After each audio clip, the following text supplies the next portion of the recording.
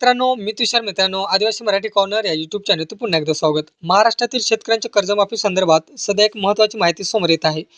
काय माहिती आहे आजच्या व्हिडिओच्या माध्यमातून आपण जाणून घेणार आहोत. तर व्हिडिओ शेवटपर्यंत नक्की पहा आणि आपल्या चॅनलवरती पहिल्यांदा असाल तर या चॅनलला सबस्क्राईब करून ठेवा. चला तर व्हिडिओ सुरू करूया. पुण्यश्लोक अहिल्यादेवी होळकर शेतकरी कर्जमुक्ती योजना 2026 अंतर्गत मोठ्या प्रमाणात कर्ज खात्याची पात्रता तपासण्यात आली असून त्यापैकी तब्बल 21,97,766 कर्ज खाती अपात्र ठरण्यात आल्याची माहिती समोर येत आहे. मात्र या आकडेवारीचा अर्थ असा नाही की 21 लाख शेतकरी कर्जमाफीपासून वंचित झाले आहेत. अपात्र ठरण्यात आलेल्या खात्यामध्ये योजनेच्या निकषानुसार पात्र नसलेल्या विविध श्रेणीतील कर्जदारांचा समावेश आहे.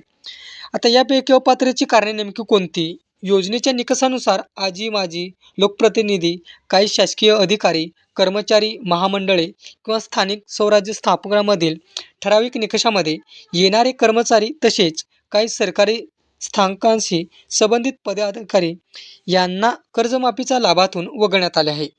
मग उपलब्ध आकडेवारीनुसार अपात्र कर्ज खात्यामध्ये लोकप्रतिनिधींची जी काही संख्या सुमारे 2088, शासकीय अधिकारी व कर्मचाऱ्यांची जी काही संख्या सुमारे 11,75,742, महामंडळाशी संबंधित कर्मचाऱ्यांची जी काही संख्या सुमारे 1,76,112, तर स्थानिक स्वराज्य स्थापकांची जी काही संबंधित ठराविक कर्जदारांची जी काही संख्या सुमारे 7,31,113 असल्याची सांगितले जात आहे.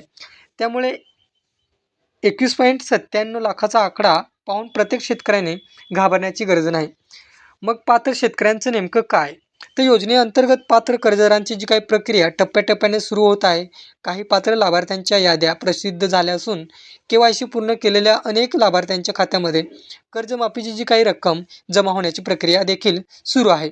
मग त्यामुळे तुमचं नाव पहिल्या यादीत नसेल तर लगेच तुम्ही अपात्र ठराल असा निष्कर्ष काही काढू नका. आता पुढील याद्यांची जी काही प्रतीक्षा करत राहा.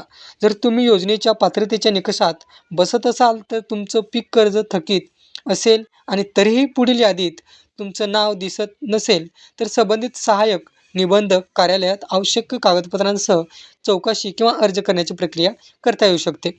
मग आता सर्वात महत्त्वाचा मुद्दा, सोशल मीडियावर 21.97 लाख शेतकरी कर्जमाफीसाठी अपात्र अशा पद्धतीची बातमी पसरत असेल तर तिचा अर्थ काळजीपूर्वक समजून घ्या. आकडा हा कर्ज खात्याचा आहे. तो थेट 21.97 लाख शेतकरी कर्जमाफीपासून वंचित असा अर्थ लावत नाही. म्हणूनच तुमचं नाव पहिल्या यादीत नसेल तर घाबरून जाऊ नका. पुढील पात्र लाभार्थ्यांच्या याद्या आणि शासनाकडून होणाऱ्या प्रक्रियेवर लक्ष ठेवा आणि जर पुढील यादीतही तुमचं नाव नसेल तर त्यानंतर तुमची पात्रता तपासून संबंधित कार्यालयामध्ये पुढील कार्यवाही करा. आता ही माहिती तुमच्यासाठी महत्त्वाची असेल तर व्हिडिओ हा लाईक करा आणि इतर शेतकऱ्यांपर्यंत ही माहिती नक्की पोहोचवा. जय हिंद, जय आदिवासी.